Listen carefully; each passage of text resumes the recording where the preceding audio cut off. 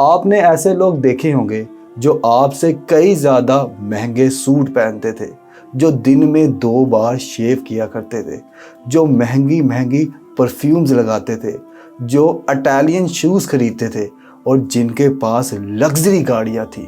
آپ نے اس قدر محتاط لوگ بھی دیکھے ہوں گے جو آب زمزم بھی ابال کر پیتے تھے، جو کھیرا کاٹنے سے پہلے اسے ڈٹول سے دھوتے تھے، جو دودھ دہی مکھن کے لیے اپنی گائیں بھینسیں پالتے تھے اور دیسی مرغی کا شوربہ پیتے تھے۔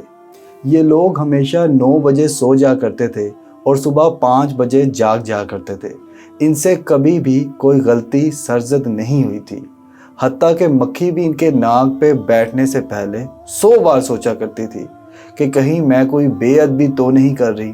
پھر ہوا یوں کہ 1 منٹ کے لیے اپنی ناک کو دوسروں کی ناک سے بلند کرنے کے لیے اور دوسروں کی ضد کو کچلنے کے لیے یا اپنی انا کو گنے کا رس پلانے کے لیے یہ لوگ ایسا رستہ اختیار کر لیتے ہیں جہاں پہ ان سے ایک غلطی، ایک کوتاہی یا ایک جرم سرزد ہو جاتا ہے، جن سے ان کی منزل جیلوں، قبرستانوں اور ہسپتالوں میں نکلتی ہے۔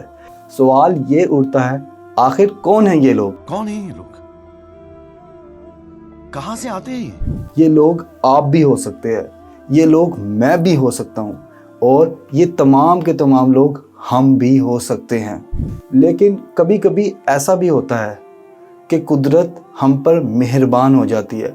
قدرت ہماری غلطیوں، خامیوں، ناکامیوں کو چھپا لیتی ہے، ان پہ پردہ ڈال لیتی ہے، اور ہم اس کو اپنا کمال سمجھ کے اپنی چالاکی اور اپنی سمجھداری پہ ڈال دیتے ہیں اور خود کو ڈان سمجھ کے گناہوں کی پارٹی کرتے رہتے ہیں۔